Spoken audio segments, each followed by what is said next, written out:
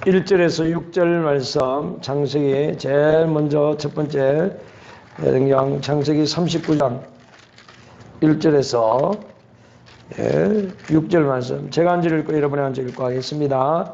구약 성경 59쪽입니다. 창세기 39장 1절에서 6절 말씀, 구약 성경 59쪽 찾으신 줄 알고 제가 먼저 기도합니다. 요셉이 이끌려 애굽에 내려가며 바로의 신하 친위 대장 애굽 사람 보디발이 그를 그리로 데려간 이스마엘 사람의 손에서 요셉을 사니라.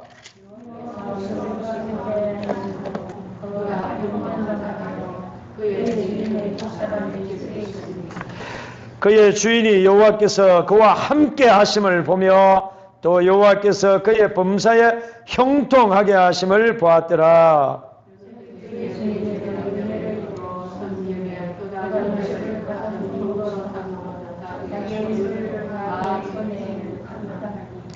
그가 요셉에게 자기의 집과 그의 모든 소유물을 주관하게 한 때부터 여호와께서 요셉을 위하여 그 애굽 사람의 집에 복을 내리심으로 여호와의 복이 그의 집과 밭에 있는 모든 소유에 미친지라. 같이 합니다. 6절 시작. 주인이 그의 소유를 다 요셉의 손에 위탁하고 자기가 먹는 음식 외에는 간섭하지 아니하였더라. 요셉은 용모가 빼어나고 아름다웠더라. 아멘. 네, 우리 김영돈 목사님 와서 꿈이 인도하는 가정이라는 말씀을 전할 때 큰 은혜 받으시기를 바랍니다.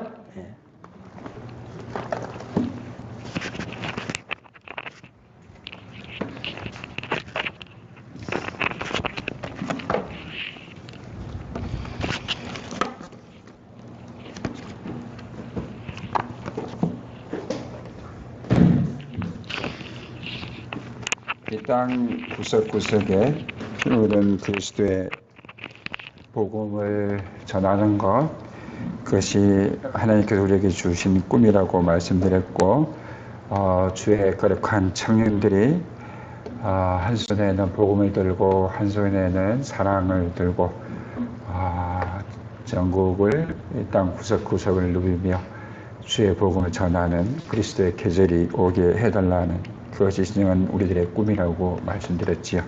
물론 언젠가는 말씀드리겠습니다만 아브라함과 이삭과 야곱이 받았던 그 언약들은 요셉에게 꿈이 됐는데, 그것은 창세기 12장에 있는 아브라함에게 이 땅을 떠나가라 하셨 말씀, 내가 너로 민족을 큰 민족을 이루겠다 하셨던 그 말씀, 또 횃불 언약을 통해서 주셨던 말씀이 요셉에게는 꿈이 되었다라고 얘기를 드렸습니다. 그런데 이 꿈을 꾸면서 이렇게 생각할 수 있습니다. 나의 가정은 요셉을 따라가기에는 너무나 부족하고 정말 별 볼 일 없는 그런 가문이고 그런 가정이다. 그래서 자랑할 것도 없고 창피한 가정이다. 너무 창피해서 도대체 요셉에게는 가능할지 모르겠지만 우리 집은 안 된다. 이런 생각을 할 수도 있습니다. 그런 사람들에게 주님은 오늘 말씀하시죠. 오늘 39장을 읽었습니다만 39장 요셉의 이야기를 하기 전에 38장에 보면은 요셉의 형 유다에 대한 이야기가 나옵니다. 그런데 저는 이렇게 얘기를 하고 싶은 거예요. 요셉의 그 가정을 얘기를 해줘서 롤 모델을 삼으면, 야, 나도 저런 가정을 삼고 싶다, 저런 가정이 되고 싶다, 이런 생각할 거 아닙니까? 근데 그렇지 않고 38장에 유다의 가정을 얘기하면, 우와, 저 가정은 진짜 부끄럽다, 어쩌면 저럴 수 있나. 근데 모델이 아닌데 우리들은 어른들을 욕하면서 따라가고, 그죠? 손가락질하면서 배우고 있어요. 제가 이렇게 얘기를 했잖아요. 저의 그 아이들을 보면 어쩌면 저렇게 제가 저의 모습 중에 안 닮았으면 하는 모습을 담고 있는 거. 근데 이것도 반대로 우리 자녀들도 우리 집에 대해서 뭐 안 좋은 것에 대해서 막 욕을 하다가도 자기 자신도 어른이 되었을 때 똑같이 그렇게 안 좋은 모습을 살아가자는 거죠. 그래서 저는 이렇게 꿈꾸는 가정, 꿈이 인도하는 가정, 요셉의 가정을 계속해서 설교하고 싶다 이런 생각을 하다가 하나님께서는 아니 꿈이 인도하는 가정이 있다면 꿈을 외면하는 가정이 있지 않겠느냐, 반대로 꿈이 인도하는 가정이 있다면 꿈을 영위해 가는 가정도 있지 않겠느냐. 그것이 38장이라는 거죠. 38장은 요셉의 형 유다의 얘기예요. 유다의 얘기인데 이걸 뭐 더러운 가문이라고 하기에는 너무 과격한 표현이고 부끄러운 가정이에요. 부끄러운 가문을 통해서도 하나님이 일하시는데 그 부끄러운 가문을 통해서 일하시는 거룩한 하나님의 열심을 우리에게 말씀하시고 계시는 거죠. 여러분 얼마나 창피하냐면 동생을 인신매매하자고 제안했던 게 유다예요. 그러니까 유다의 가문이 유다의 조상 그게 동생을 팔아먹자라고 제안했던 그런 창피한 일을 했던 그 유다예요. 근데 이 유다는 어떤 사람이었느냐면 여호와 보시기에 악했어요. 여호와 보시기에 악했던 유다는 어쨌다고 그랬죠? 요셉을 팔아먹어서 요셉은 지금 어디에 있어요? 우리가 39장 읽었던 말씀처럼 보디발의 집에서 노예로 가 있어요. 그렇다면 지는 어떻게 살아야 돼요? 잘 살아야 되잖아요. 아주 행복해야 되잖아요. 아주 멋지게 살아야 되잖아요. 그런데 여호와 보시기에 악했어요. 유다는 첫 번째 어떤 악한 사람이 됐냐면 이스라엘 사람들에게 금지된 가나안 여인과 결혼하는 그런 악함을 보였어요. 자, 오늘 말씀에 38장에 보면 요셉을 팔아먹고 유다는 그 형제들부터 떠나는 장면이에요. 그러니까 이 이야기는 어느 날 요셉을 팔아먹자마자 바로 그날부터 시작된 이야기임에도 불구하고 무려 요셉이 애굽의 총리가 되기 위해서 몇 년이 걸리죠?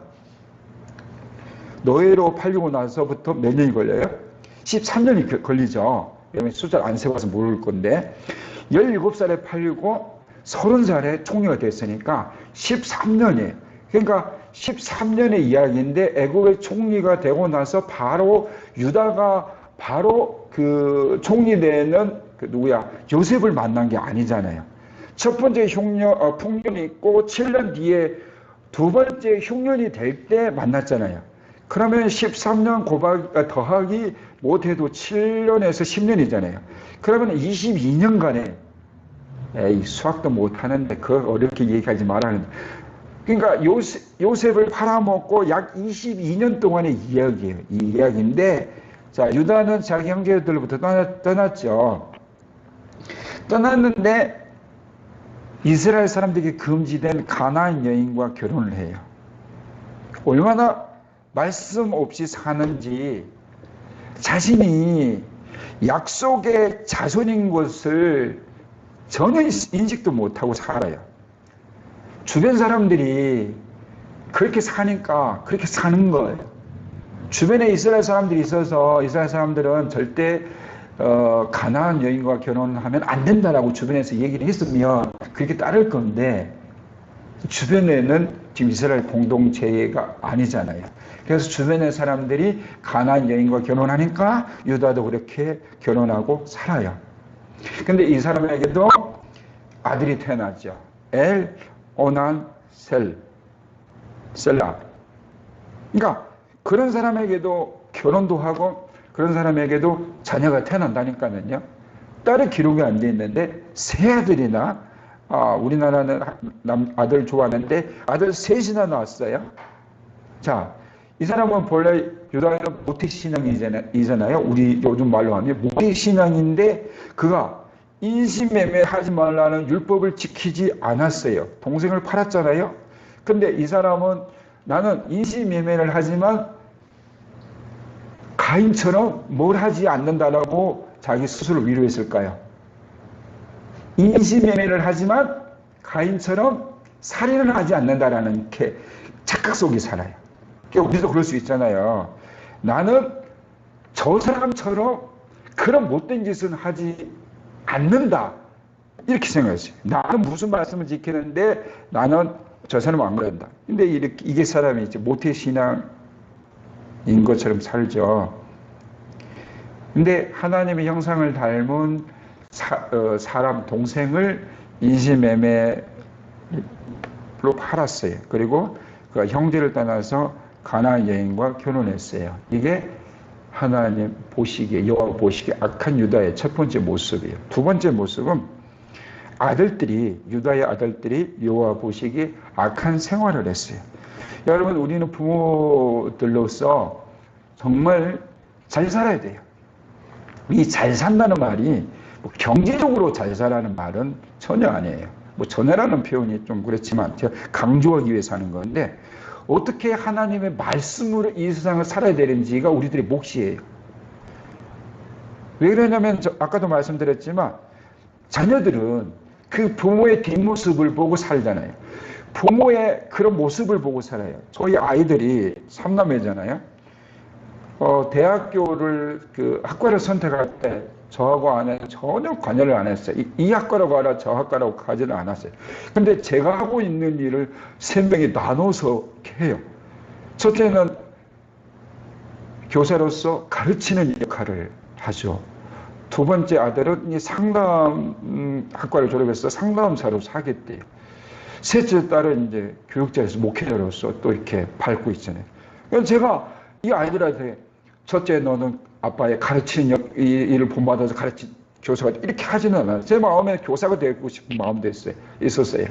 지금도 하고 싶은 건 국어 교사하고 싶어요. 글쓰기 하고 독서 이렇게 토론하고 싶은 그런 마음. 아이들에게 그렇게 한 적이 없는데 아이들은 제 모습을 그렇게 닮더라는 얘기죠.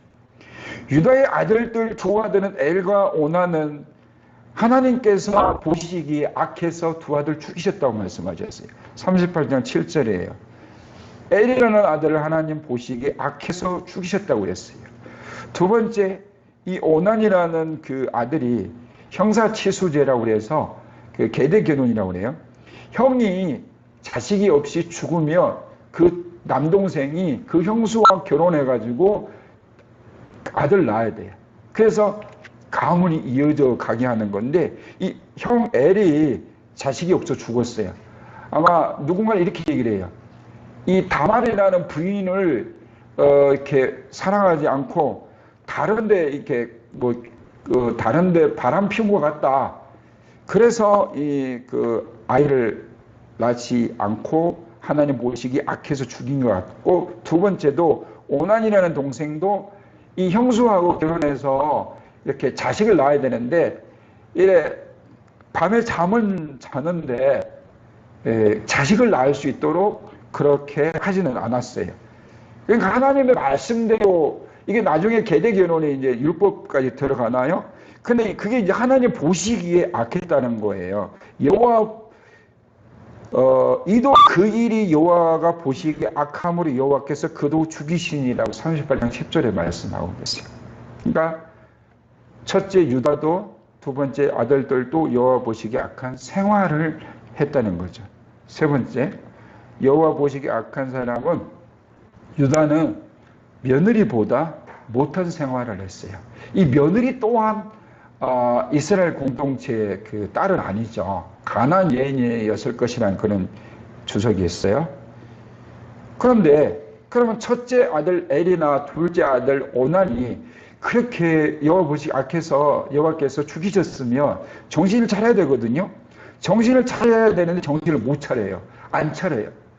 자, 이 정도가 되면 유다는 뜨끔해야 돼요. 하나님께서 나에게 하나님께로 돌아가라고 말씀하시는 거구나. 정신 차려야 됐거든요. 근데 핑계대요. 이거 며느리가 이게 잘못 들어왔어요. 그런 거다. 첫째 아들도 그랬고 둘째 오난도 그랬다. 이게 며느리가 잘못됐기 때문에 이 셋째 셀러까지 주면 이거 며느리가 아들 잡아 먹을 거다. 그래서 이 아들 자식도 없는 그 며느리를 친정에 보내버리잖아요. 그러니까 자기 자신을 돌아보지 않고 남을 탓하는 거예요. 남을 탓해서 그렇게 쫓아보내죠. 그러자 이제 또 유다가 아내를 잃어요. 그러니까 아내하고 사별하죠. 아내가 죽자 외로운 늑대처럼 창녀를 찾아요. 유다가 어떤 집안의 사람이에요? 언약의 자손이잖아요. 아브라함, 그다음에 이삭, 야곱의 아들이잖아요. 그 유다가 그 부인이 죽자 외로워서 늑대처럼 창녀를 찾았다. 이거 좀 끔찍한 일 아닌가요? 목축업을 하는 사람들에게 양털 깎는 날은 아주 축제죠. 그래서 아마 소에 건어하게 취했을 거라는 얘기를 해요. 그래서 외로운 나머지 이제 창녀를 찾아가죠. 근데 그 창녀가 누구냐면 며느리죠. 변장한 며느리죠. 근데 며느리하고 이렇게 잠자리를 하죠. 이 유다도 웃겨요. 지가 가진 게 없으면 그렇게 그런 일을 하지 말아야 되는데 내가 다음에 갖다 줄게 하고 그런 일을 해요. 그리고 나서 이 며느리가 한 석 달 정도 되자 임신했다는 걸 알고 그것도 율법대로 끌어내 죽여라 이렇게 얘기해요. 돌로 쳐 죽여 불사르라 이렇게 얘기를 해요. 그러자 며느리가 어떻게 하죠? 짠! 증거물이 있지 이래가지고 이 증거물 주인이 누구냐 그랬더니 알고 보니까 자기 시아버지인 거예요. 자기 시아버지가 딱 그걸 보고 나서 네가 나보다 더 올바르다, 정당하다, 맞다 이렇게 얘기를 하고 며느리를 죽이진 않아. 이거는 보면 또 이 유다가 조금 저는 나았네. 이 창피하다고 막 자기의 범죄를 덮기 위해서 그죠? 완벽한 범죄를 덮기 위해서 저 X를 막 죽여라 이럴 건데 낫다라고 인정하고 돌로 보내주고 끝내요. 그러니까 그래요. 다말이 누구예요? 가나안 여인이잖아요. 그죠? 며느리잖아요. 근데 그 며느리보다 더 못해요. 며느리는 자기 집안의 가문, 혈통을 잇기 위해서 자기 시아버지 통해서라도 자녀를 낳고 싶은 그런 마음을 가졌어요. 그 며느리보다 더 못한 게 누구라고요? 유다예요. 믿음의 여신. 그러니까 우리가 정신을 못 차리면 우리가 내가 모태 신앙이고 몇 대라고 자랑하고 내 직분이 뭐 목사고 뭐 이런 설명을 아무리 내가 갖는다 하더라도 하나님 말씀 앞에서 무릎 꿇지 못하면 이런 부끄러운 일을 할 수밖에 없어요. 여호와 보시기에 악한 유다처럼 살 수밖에 없어요. 첫째는 내가 가인이 살인했지만 동생을 살인했지만 나는 살인을 하지 않는다. 그렇지만 뭐예요? 난 인신매매했다. 그거는 그냥 똑같지 않느냐라고 하나님 말씀은 하시는데 아니라고 생각해요. 두 번째가 뭐였어요? 아들들 보기에 또 바르게 살지. 이건 뭐예요? 생활이잖아요. 삶이잖아요. 그죠? 첫째는 율법에 대해서, 두 번째는 삶에 대해서, 세 번째는 이방 며느리보다 더 못한 생활을 했다는 거죠. 그런데 여러분 이렇게 목소리 높이지만 제가 하나님 앞에서 좀 부끄러워서 이렇게 말씀을 드리는 거예요. 정말 울면서 이런 얘기를 해야 되는데 제가 한번 울면 설교가 되지 않을 것 같아서 여러분 이 말씀 우리 가슴속에 새겨야 돼요. 제가 이번에 그 페북 친구를 정리한 사람이 있었어요. 그 사람이 뭐 예수님 믿느냐 안 믿느냐 그게 아니라 나의 신학교 동기였어요. 동기가 교회를 막 요구를 해요. 그러니까 예를 들면 이런 거예요. 왜 그 한국 교회가 왜 온라인 예배를 안 드리고 자꾸 교회에서 예배 드리게 하려고 하느냐. 그거는 헌금 때문이다. 그러니까 또 그 옆에다가 또 우리 동기, 이 목사 되신 그분은, 형님 대단하십니다. 어떻게 그렇게 뭐 지성에 그 생각을 할 수 있느냐고. 그래서 저는 그래요. 교회에 대해서 얘기를 할 수도 있고, 크리스찬에 대해서 얘기를 할 수 있지만, 성도가 성도를 욕하는 거를 이렇게 SNS에 올리거나, 성도가 교회에 대해서 욕하는 거는, 그거는요, 진짜 창피한 일이잖아요. 그 사람은 저한테 친구가 될 수가 없다고 저는 생각했어요. 그래서 그분은 제 친구에서 딱 삭제를 해버렸어요. 근데 이렇게 생각해야 돼요. 이런 말씀을 볼 때, 그렇지. 이 말씀은 누가 드려야 될 말씀? 이게 아니고, 나구나. 내가 그렇게 잘못했구나. 내가 그렇게 살고 있구나. 우리 집이 정말 창피한 가문이구나. 그런 생각을 해야 돼요. 그런데 여러분, 이런 생각을 하다가도 인간의 생각을 뛰어넘는 하나님의 구속 역사를 우리가 살펴볼 줄 알아야 돼요. 인간의 생각을 뛰어넘는 하나님의 구속 역사가 있다는 거예요. 먼저 생각해 볼 거는 창세기에서 두드러진 장난과 차남의 역전 주제가 여기에서도 나타난다는 거예요. 하나님의 구속 역사에서 창세기에서 특이하게 나타난 게 장난과 차남이 바뀌더라는 거죠. 봐보세요. 유다의 며느리 다말이 이제 아이가 태어났잖아요. 근데 여기 쌍둥이가 태어났죠. 쌍둥이가 태어났는데 먼저 그 아이가 태어났어요. 태어나가지고 그 산파가 빨리 먼저 태어난 아이를 이렇게 점검을 하기 위해서 이게 실을 묶어놨나 봐요. 홍색색 빨간 실인가. 근데 어떤 곳에서는 묶으려고 했는데라고 하니까 어쨌든지 묶었어요. 묶었는데 이 아이가 다시 엄마 뱃속으로 다시 들어가 버리는 거예요. 그러니까 이 아이가 나가려고 했는데 나는 장남이야 짠 하려고 했더니 갑자기 하면서 하나님께서 아니야 넌 들어가 하고 쑥 들어갔어. 넌 두 번째야. 딱 다시 들어갔어요. 근데 그 안에 있던 둘째가 안 나가고 싶은데 몇 분 뒤에 난 동생을 나가고 싶은데 하나님께서 이 아이를 먼저 엄마 뱃속에서 밖으로 내보낸 거예요. 그러니까 이게 뭐예요? 산파가 홍색실 묶어서 너는 장남이야 그랬는데 하나님은 아니야 다시 들어와 얘기해 보는 거예요. 그래서 장남과 차남이 바뀐 거예요. 저는 재밌는데 여러분 별로 재미없나 봐요. 그죠? 가인과 아벨, 야곱과 에서. 여러분 야곱과 에서는 장남과 차남을 어떤 음식으로 바꾸죠? 기절지 팥죽. 맞아요. 팥죽으로 바꿔버려요. 팥죽. 그죠? 근데 야곱은 이 장남의 이 장자권을 아주 귀하게 여겼는데 에서는 어떻더라? 별 귀하게 여기지 않더라고 성경이 얘기하죠. 그 다음에 루벤과 요셉. 루벤은 장남이잖아요. 요셉은 몇 번째예요? 11번째죠. 11번째. 근데 하나님께서는 루벤 대신에 요셉을. 므낫세와 에브라임 누구의 아이들이죠? 요셉의 아이들이죠. 그러니까 야곱이 어떻게 해요? 손을 이렇게 하고 있으니까 아버지 바뀌었습니다 하니까 아버지가 눈을 이렇게 시력이 안 좋아서 그런 줄 알고 나도 안다 하고 바뀌잖아요. 여러분 하나님 나라에서는 사람들의 계획과 사람들의 많은 목표가 있고 히스토리가 있다 하더라도 하나님의 구속 역사에서는 하나님의 주권밖에 없어요. 오늘 38절 26절에 며느리에게 유다는 이야기합니다. 그는 나보다 옳도다.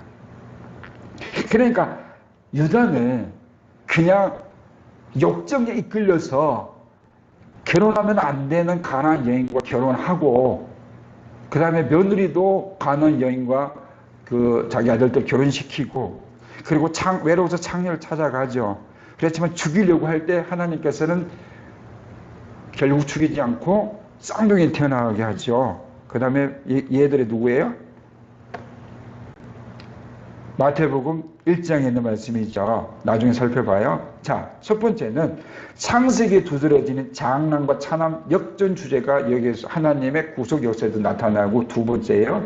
인간의 생각을 뛰어넘는 하나님의 구속 역사는 가장 지저분해 보이는 유다의 혈통에서 다윗과 그리스도가 탄생하면서 하나님의 구속자의 섭리가 완성된다는 거예요. 길죠. 소주제 지금 너무 길어요. 가장 지저분해 보이는 유다의 혈통에서 다윗과 그리스도가 탄생하면서 하나님의 구속사의 섭리가 완성된다는 거예요. 마태복음을 우리가 조금만 생각해 보면 마태복음 1장 1절 어떻게 시작하죠? 아브라함과 다윗의 자손 예수 그리스도의 세계라, 족보라, 계보라 이렇게 되잖아요. 그러다가 아브라함, 이삭, 야곱으로 이어지다가 유다가 나오죠. 우리가 지금까지 얘기하고 있는 그 유다가 그 유다예요. 그 유다가 나오는데 3절 처음만 읽어봐요. 마태복음 1장 3절. 마태복음은 구약에 있는 건 아니죠, 그죠? 네. 1장 3절 시작. 유다는 다말에게서 베레스와 세라를 낳고 아멘. 유다는 다말에게서 베레스와 세라를 낳고, 여러분 이게 유다의 족보가 아니고 누구의 족보예요? 아브람과 다윗의 자손 예수 그리스도의 계보, 족보, 세계인데, 가문인데 거기에 누가 들어있어요? 우리가 창피하고 쪽팔리고 성경에서 빼버리고 싶은 유다가 있어요. 근데 거기에 그 부인이 아주 정숙하고 거룩한 여인이 아니라 가난한 여인이 있고, 장녀로 변장한 누구였어요? 며느리였어요, 며느리.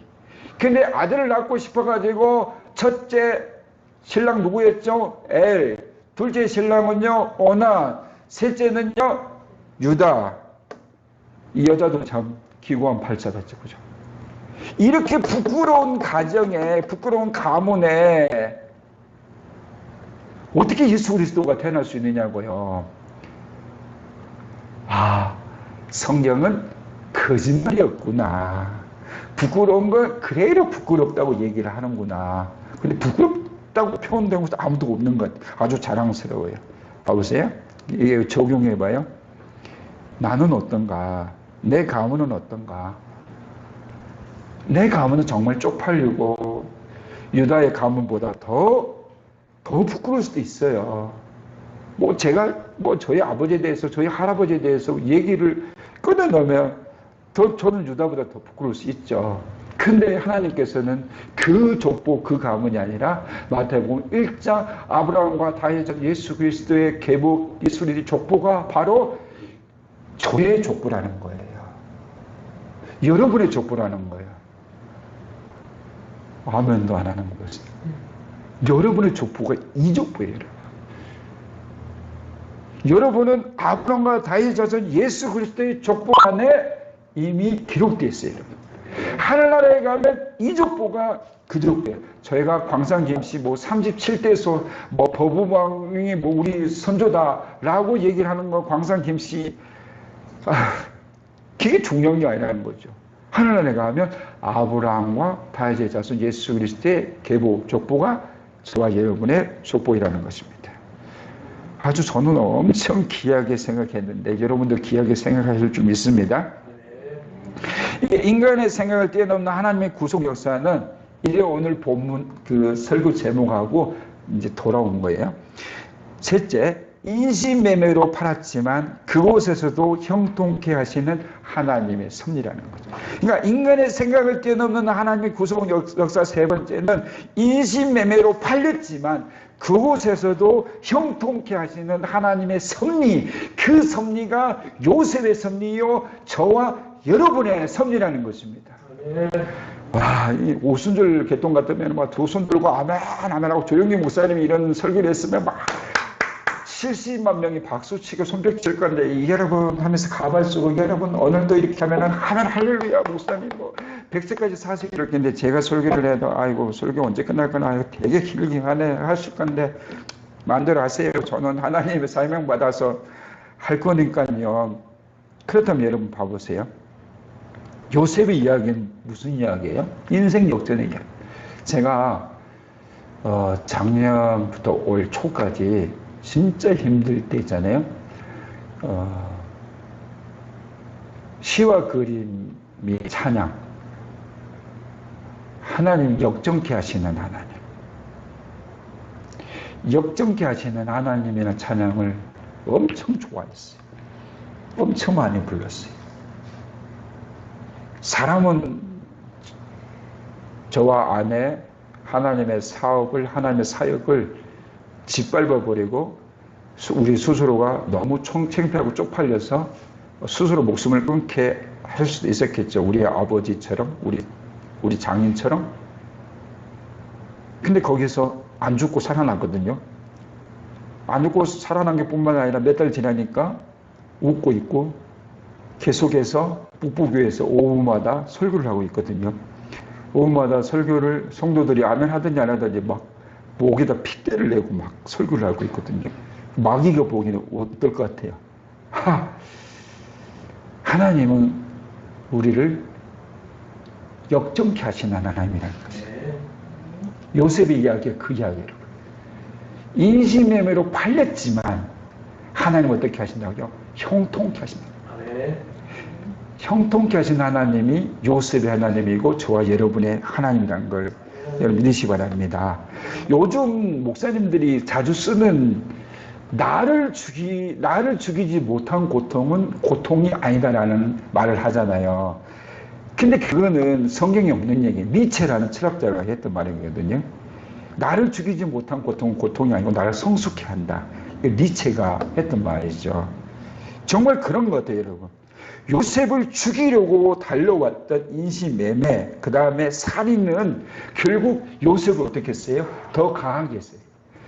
요셉이 만약에 안 팔리고, 만약에 구덩이에 안 들어가고, 집에서 채색 옷을 입고 막 아버지의 사랑을 받았으면 총리가 되겠습니까? 이스라엘 사람들, 이스라엘 공동체는 어떻게 살았을까요? 맨날 목축업이나 하며 살았겠죠. 애굽의 노예 근처, 이집트 근처에도 못 살았을 거예요. 그래도 어떻게 했어요? 그의 형제들이 팔아버렸잖아요. 그래가지고 이스라엘 백성 공동체를 이렇게 따뜻한 품에 품어야 되잖아요. 몇 년 동안요? 430년 동안. 뭘로요? 노예로요. 그래서 나중에는 어떻게 됐어요? 이스라엘 공동체가 됐죠. 하나님의 나라가 되어버렸잖아요. 그러니까 마귀는 요셉을 팔리게 하고 팔고 인신매매에게 노예로 은 20냥에 팔려가게 했지만 그때 얼마나 마귀가 좋아했겠어요. 깔깔깔 웃었겠죠. 그 뒤에서 하나님은 마귀를 보고 더 웃었을 거예요. 길고 짧은 것은 뭐 해봐야 한다고요? 대봐야 한다는 거예요. 마귀는 형제들을 통해서 요셉을 노예로, 그죠? 인신매매로 팔려가겠지만 하나님은 그를 오히려 가는 곳곳마다 어떻게 해요? 형통케 해요. 이제 설교를 마무리해요. 형통이 뭐냐면요, 히브리어로 찰라예요. 찰라그. 이 찰라 히브리어 얘기하다 보면 우리 딸 얘기인데요. 우리 딸이 이제 이 설교 안 되니까 제가 마음대로 얘기를 하는데 신대원생이잖아요. 그 올해 2학년에 제가 늘 하는 말, 전도사님 집에 계실 때는 책 좀 보세요. 책이 다 머리에 쓰여요. 안 읽어요, 책. 다 학교 가서 교수님들이 추천하는 책을 다 읽기 때문에 더 이상 읽을 필요가 없어요, 이러더라고요. 그래서. 근데 그 얘기를 하려고 하는 게 아니고요. 잊어먹었어요. 히브리어를 이렇게 공부를 했어요. 히브리어를 했는데, 히브리어가 좀 어렵거든요. 근데 히브리어 하기 전에 헬라어를 했는데, 죄송해요. 헬라어를 했는데, 헬라어가 우리 딸이 F가 되는 거예요. 근데 F라고 이제 교수님이 땡땡땡 누구 부른 거예요. 우리 딸의 이름도 불려진 거예요. 불려지고 나서 누가 저쪽에서 계속 울고 있는 거예요. 훌쩍 울고 있는 거예요. 그러니까 교수님이 딱 보고 있으니까 어여쁜 게 여자애가 막 울고 있는 거예요. 그래서 딱 쳐다보니까 예쁜 애인 거예요. 그러니까 뭐 고통이 이제 마음에 갈등이 생겼대요. 그러니까 이 교수님은 저의 이제 은사님이기도 하시는데 이 교수님은 외국에서 공부해 오셨고 이렇게 뭐라 그럴까 완전 FM이에요. 사람의 많이 흔들리잖아요. 일주일에 과제를 내주는데 책을 1000페이지 이상 읽고 리포트를 써라는 그런 교수님인데 김땡땡 교수님인데 자기는 이렇게 F 누구 했는데 갑자기 울고 있으니까 교수님이 당황스러운 거예요. 그러고 있다가 그러면 교재 몇 페이지부터 몇 페이지까지 리포트 써오세요. F는 시키지 않겠습니다. F가 패스, P로 바꿔주겠습니다. 그랬더니 누군가 눈물 뚝 끊치더니 감사합니다 교수님한테. 그게 우리 딸이에요. 그래서 우리 딸에게 눈물이 통하는 교수님도 계시구나. 근데 그 교수님은 눈물이 안 통하는 교수님인데 어쨌든 이 그래서 이 딸이 헬라어를 하고 이번에는 이제 히브리어를 하더라고요.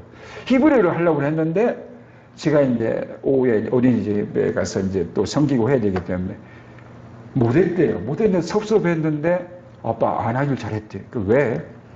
무려, 수십 명의 학생들이 수강을 했는데, 너무 편하게 수업을 해서 지는 좀 섭섭했대요. 할 걸. 그죠? 온라인으로 할 때 할 걸 했는데, 그렇게 편하게 수업하던 교수님이 낙제를 있잖아요. 낙제를 그러니까 한 50명 수업했으면 7명 패스시켜주고 다시 재수강하라 했대. 만약에 우리 딸이 수업을 했으면 또다시 눈물을 흘렸을 건데, 이 교수님은 진짜 눈물도 안 통하는 그런 분이에요. 안 하길 잘했다고 이렇게 얘기를 하더라고요. 근데 히브리어 얘기를 하면서 저는 이제 우리 딸이 생각나요. 무슨 얘기를 하려고 하냐면, 형통은 찰나흐예요. 찰나를 잘 잡아야 되는데, 찰나는 뭐냐면요, 성공하다 번영하다는 뜻이에요. 그러니까 오늘 39장에 요셉이 형통했다는 말은 뭐예요? 성공했다, 번영했다는 뜻이에요. 근데 우리가 기억해야 될 거라서요. 우리가 기억해야 될 거라서요. 이 찰나흐는요, 찰나를 잘 사용해야 돼요. 힘들고 어렵고 고통 중에 하나님께 엎드리지 않을 사람 누가 있겠어요? 그런 바보 누가 있겠어요? 그런데 우리가 번성할 때, 잘 될 때, 일이 잘 될 때, 그때 그 찰나에도 하나님 생각해야 돼요. 아멘도 안 하는 거. 기억해 보세요. 우리가 고통 중에는 눈물을 흘려요. 주님 찾아요. 하나님 한 번만 도와달라. 근데 사람 심보가 그랬잖아요. 잘 되면 하나님 잊어버려요. 근데 오늘 말씀에 주님은 분명히 말씀하세요. 요셉의 형통이란 단어 앞뒤를 봐보세요. 형통이라는 것을 아무리 눈을 씻고 봐도 요셉이 잘했기 때문이라는 것은 한마디도 없어요. 하나님이 그와 함께 하시기 때문이라고 계속해서 말씀하시고 있어요. 기억하세요, 여러분. 우리가 슬프고 힘들고 일이 뜻대로 안 될 때도 하나님은 우리를 지켜보시고 우리와 함께 하시지만, 일이 잘 되고 일이 형통할 때도 하나님은 늘 함께 계세요. 아플 때도, 배고플 때도, 여러분 나를 많은 사람 외면할 때도 그때 하나님께 엎드려야 되죠. 그러나 일이 잘 될 때도, 여러분, 내가 배부를 때도, 여러분, 일이 뜻대로 될 때도, 그때도 하나님 잊지 마십시오. 그때도 하나님 찾아야 됩니다. 그게 형통입니다. 우리가 자칫 잘못하면 우리 하나님을 잊어버리는 형통을 맛볼 수 있습니다. 세상에서는 그건 형통이라 하지만 하나님께서 형통이라고 하지 않습니다. 하나님 없는 형통은 형통이 아닙니다. 그것은 오로지 우리를 더 힘들게 하는 것일 뿐입니다. 하나님은 말씀하십니다. 시편 91편에서 이렇게 말씀하십니다. 하나님께서 말씀하십니다. 나를 사랑하는 자를 구원할 것이다. 내 이름을 높이는 자를 내가 보호해 줄 것이다. 그가 나를 부르면 내가 그에게 대답할 것이다. 그가 어려울 때, 그가 고난받을 때 내가 그와 함께 있을 것이다. 내가 그를 구원하고 그를 높여줄 것이다. 그를 오래 살게 해줄 것이며 나의 구원을 그에게 보일 것이다. 나를 사랑하는 자를 구원할 것이다. 내 이름을 높이는 자를 내가 보호해 줄 것이다. 그가 나를 부르면 내가 그에게 대답할 것이다. 그가 어려울 때, 그가 고난 중에 있을 때 내가 그와 함께 있을 것이다. 내가 그를 구원하고 그를 높여줄 것이다. 그를 오래 살게 해줄 것이며 나의 구원을 그에게 보일 것이다.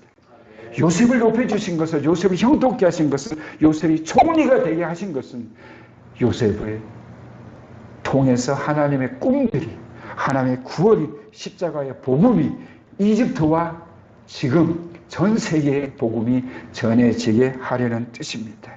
잊지 마시고, 내가 형통될 때, 내가 잘 될 때, 내가 돈이 있을 때, 내가 많은 옷이 있을 때, 내가 내 말 한마디면 사람들이 벌벌 길 때 조심하셔야 됩니다. 여호와께서 나와 함께 하시는지 아니하시는지 늘 생각하고 두려워하셔야 됩니다. 하나님 안에서 우시되 하나님과 함께 우십시오. 세상에서 고통당하고 눈물 흘릴 때 혼자 울지 마십시오. 그 고통을, 그 눈물을 하나님께 가져가십시오. 잠이 오지 않는 밤 많은 실타래가 있을 때 그 실타래를 주님 앞으로 가져가십시오. 주님께서 그거를 풀어가실 것입니다. 주님께서 묶였던 걸 다 풀어줄 것입니다. 우리 집은, 우리 가문은 참 창피합니다. 창피합니다. 유다 가문보다 더 창피합니다. 그러나 하나님은 아브라함과 다윗자 예수 그리스도의 계복 그 족보에 저와 여러분의 이름을 등기하시고 이미 끝났습니다. 천국의 동사무소는 이제 문 닫았습니다. 우리들의 이름이 기록됐습니다. 예수 보혈로 기록하셨습니다. 지울 수도 없습니다. 여러분. 그러나 우리의 삶이, 우리들의 생활이, 우리의 삶의 목표가, 우리들의 꿈꾸는 것이 내가 이끌어가는 것이 아니라 하나님이 이끌어가야 되지 않겠습니까? 그런 가정과 그런 가문, 그런 교회, 그런 우리 조국이 되어야 되지 않겠습니까? 그렇게 되길 주님의 이름으로 축복합니다. 자비로우신 아버지 하나님 감사합니다. 오늘 우리들의 삶이 먹고 사는 문제가 아니라 하나님 안에서 어떻게 살아갈 것인지를 꿈꾸며 피 묻은 복음을, 십자가의 복음을, 십자가의 사랑을 온 누리에 전할 수 있도록 저희들을 불러주셨으니 힘들고 어려울 때마다 주님 바라보게 해주세요. 주님 의지하게 해주세요. 유다 가문보다 더 부끄러운 가문이지만 피 묻은 주님의 복음으로 말미암아 구원받았으니 이제 예수 그리스도의 가문으로 하나님 아버지의 자녀들로 살아가는 자존심으로 살아가게 하여 주시옵소서. 우리 부부에 눈물을 흘리고 있지만 많은 성도들이 오는 그 꿈을 꾸게 하여 주시옵소서. 많은 성도들이 돌아오게 될 줄로 믿습니다.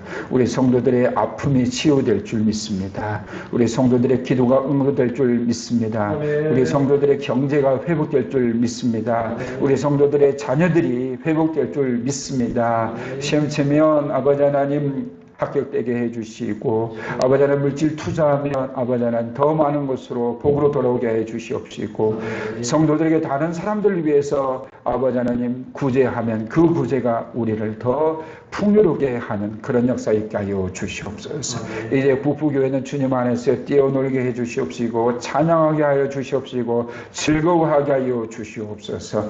복음을 가로막고 있던 더러운 귀신들이 떠나가게 하여 주시옵소서. 질병들이 떠나가게 하여 주시옵소서. 가난이 떠나가게 하여 주시옵소서. 고난이 떠나가게 하여 주시옵소서. 그때까지 아니 잘 될 때도 우리는 주님과 함께 할 것입니다. 그때도 엎드릴 것입니다. 그때도 주님 영광 받아 주시옵소서라고 우리는 선포할 것입니다. 부부교회를 통해서 하나님 영광 받아 주시옵소서. 부부교회 성도들 통해서 하나님 영광 받아 주시옵소서. 꿈꾸는 그런 교회 되게 하여 주시옵소서. 고마우신 예수님의 이름으로 간절히 기도드리옵나이다. 아멘.